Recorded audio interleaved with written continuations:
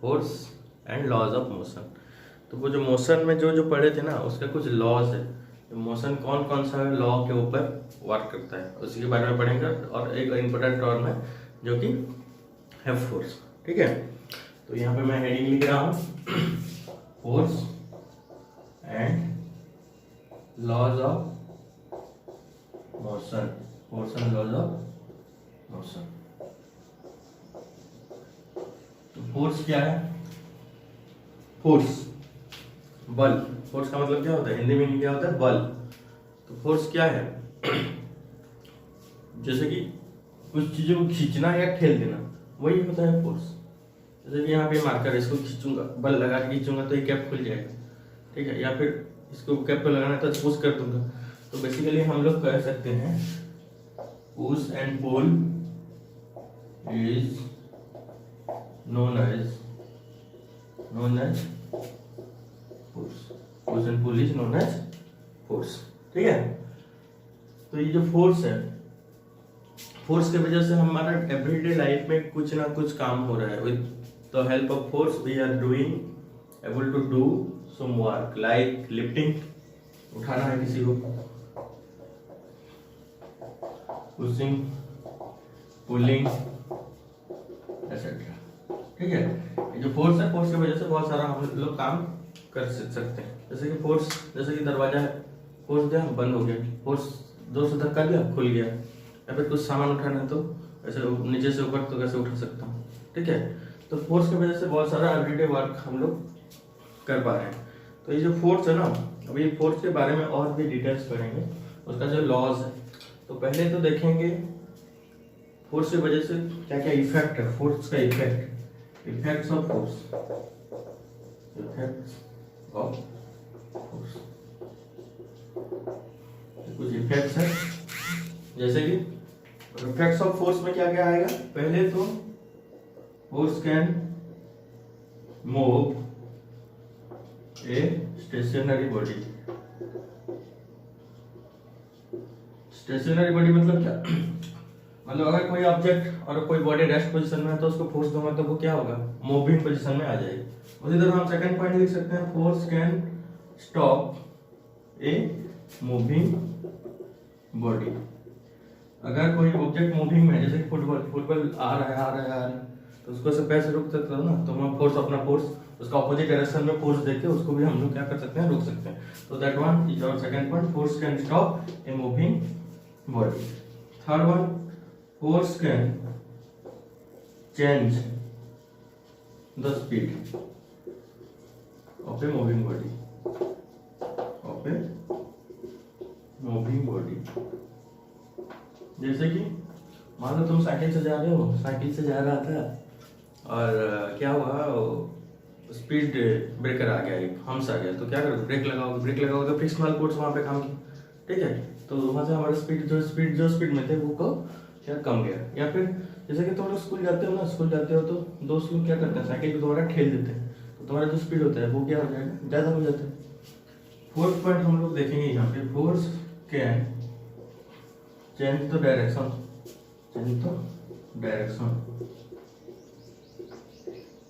Of the body. Direction को change कर सकता है।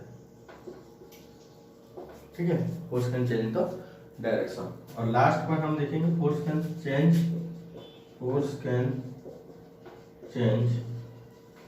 द शेप और size of the body. Size और शेप भी फोर्स क्या करता है?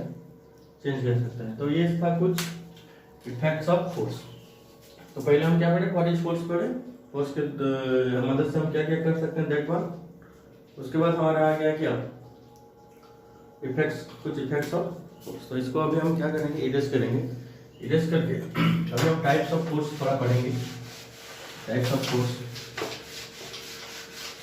मेरे इरेज करने से पहले तुम लोग क्या करना है, तो स्क्रीनशॉट ले लेना या फिर पॉज करके नोट डाउन भी कर सकते हो।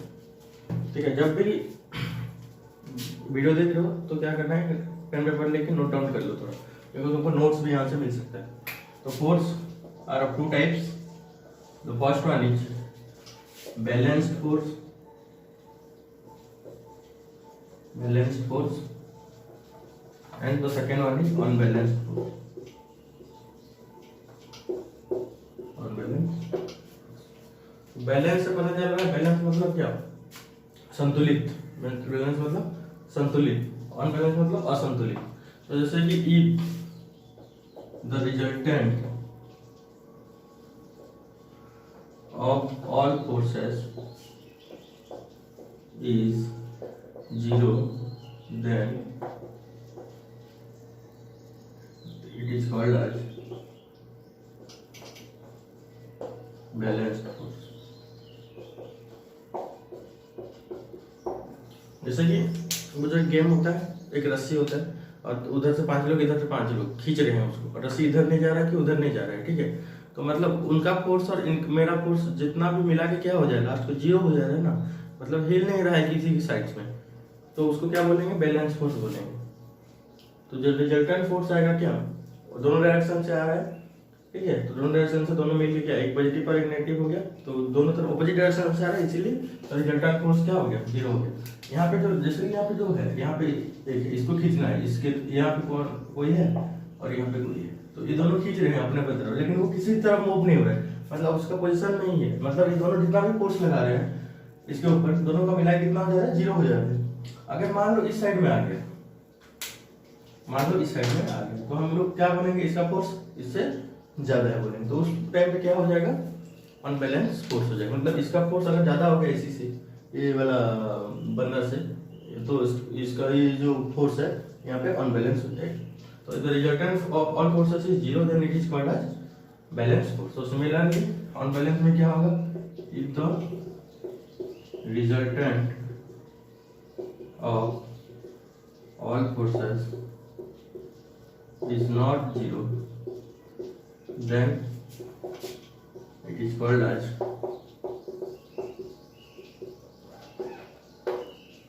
unbalanced force। ठीक है, तो यहाँ पर अगर 0 हो गया, the resultant force will be 0, then that is called as balanced force, and if the resultant force is not 0, then that is called as unbalanced force। देखेंगे तो बैलेंस फोर्स क्या करता है, अनबैलेंस फोर्स क्या करता है। जैसे कि एक बॉडी है रेस्ट पोजीशन में, एक बॉडी क्या है? रेस्ट पोजीशन में है, तो हमारा ये वाला फोर्स बैलेंस फोर्स, ये बॉडी को रेस्ट पोजीशन में ही रखेगा, ठीक है, इसका ये मूविंग नहीं होगा। और अगर मूविंग पोजीशन में है तो ये मूव भी करेगा, ठीक है, ये मूव भी करेगा। कौन सा फोर्स है? Balance force. लेकिन अनबैलेंस फोर्स से अगर बॉडी रेस्ट में है, रेस्ट में क्या करेगा? रेस्ट से मूविंग हो जाएगा, या फिर मूविंग से क्या हो जाएगा? रेस्ट पोजीशन में आ जाएगा। तो यहाँ पे वर्क दिख रहा है, यहाँ पे बिल्कुल भी वो फोर्स नहीं दिख रहा है, ठीक है। तो रेस्ट पोजीशन में अगर एक बॉडी है या फिर मूविंग पोजीशन में एक बॉडी है, तो वो रेस्ट में ही रहेगा जब तक कि उस पर बैलेंस फोर्स लगता रहे, और मूविंग पोजीशन में है तो मूविंग में ही चलता रहेगा, ठीक है। तो ये था बैलेंस फोर्स और अनबैलेंस फोर्स के बारे में। ज़्यादातर फोर्सेस जो दुनिया में है ना, वो अनबैलेंस फोर्स होता है। ज़्यादा फोर्सेस जो दुनिया में है वो क्या है? अनबैलेंस फोर्स होता है। जैसे मान लो तुम साइकिल में जा रहे हो, अगर फोर्स वहाँ पे तो बिना भी ब्रेक नहीं लगाते, पैडल नहीं लगाते, तो वो हमेशा मूविंग में रहता, जब क्योंकि उसमें फ्रिक्शनल फोर्स, वो पहिया जो है व्हील खिंचता जाता है, लास्ट को रुक जाता है, ठीक है। तो ये वाला था हमारा बैलेंस फोर्स, ये वाला था अनबैलेंस फोर्स। उसके बाद हम लोग देखेंगे न्यूटन्स लॉज ऑफ मोशन, ठीक है। जैसे कि हमने अभी देखा बैलेंस और अनबैलेंस फोर्स, उसके बाद हम पढ़ेंगे न्यूटन्स लॉज ऑफ मोशन, बहुत इंपोर्टेंट है। Newton's laws of motion,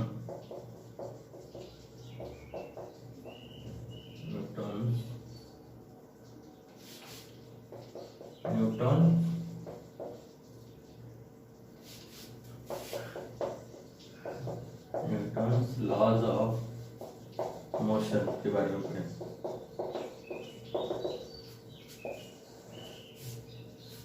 Newton has given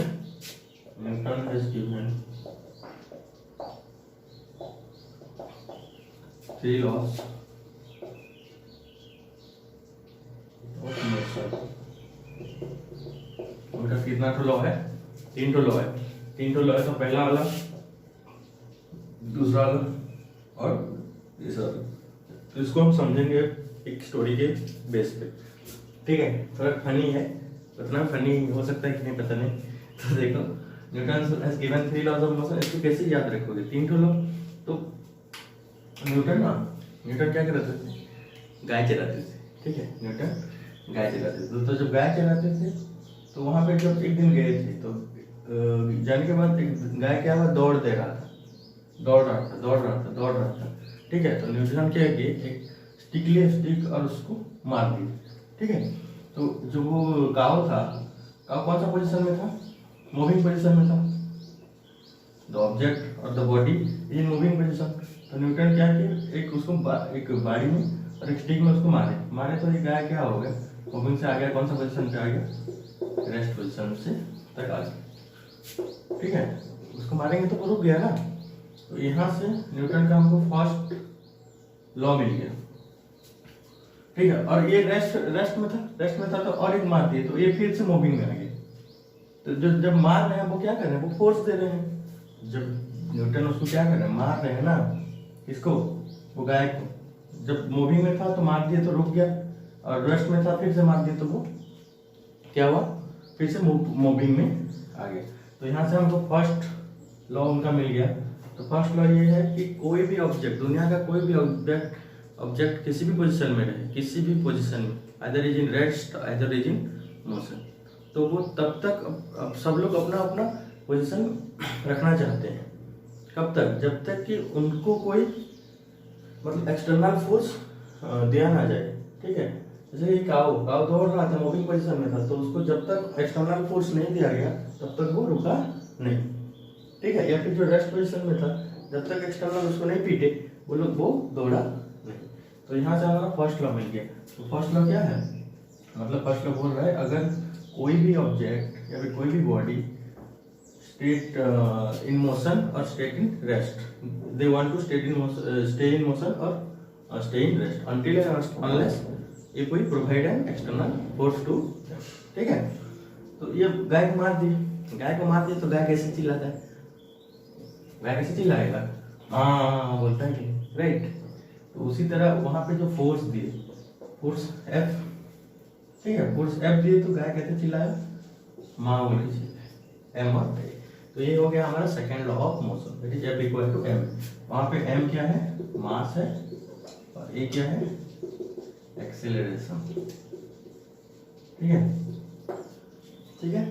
तो पहला वाला क्या हुआ, गाड़ी इससे पीट दिए तो वो गाय चिल्ला दिया तो न्यूटन को मिल गया उसका सेकंड लॉ।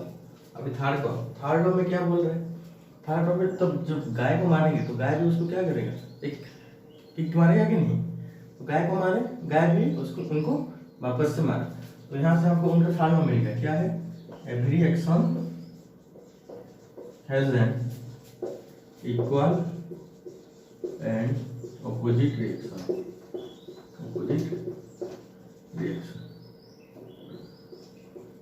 हर एक एक्शन का एक ऑपोजिट रिएक्शन होता है, और इक्वल, जितना फोर्स से मारे होंगे वो गाय भी उनको उतना ही फोर्स से मारेगा, ठीक है। ये उनका 3 रूल है।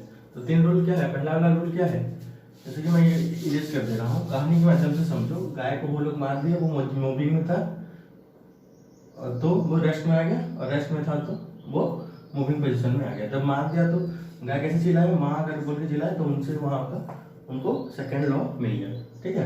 गाय चिल्लाया और गाय भी लास्ट में क्या किया, उनको भी एक लात दे दिया तो क्या हुआ, हमको थर्ड लॉ हमको मिल गया। तो यहाँ पे क्या, object is in state in rest और motion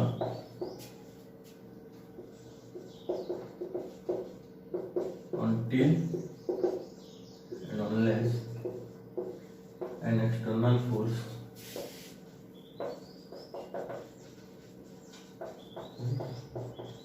will be applied on it, ठीक है। तो ये है तीनों जो न्यूटन का 3 लॉ है उसका जनरल इंट्रोडक्शन। हम एक एक रूल डिटेल्स में पढ़ेंगे, ठीक है। तो और एक बार बता रहा हूँ, देखो, जस्ट कोई भी ऑब्जेक्ट स्टेट रेस्ट में होगा या फिर मोशन में होगा तो वो अपना वो पोजीशन वो बनाए रखना चाहता है। अगर रेस्ट में होगा तो रेस्ट, या फिर मोशन में होगा तो मोशन। तब तक जब तक कि कोई एक्सटर्नल फोर्स उसको ना मिले। सेकंड लॉ क्या है, force equal to mass into acceleration. जो फोर्स है वो किसका प्रोडक्ट है, मास और एक्सेलरेशन का। और थर्ड है क्या, every action has an equal and opposite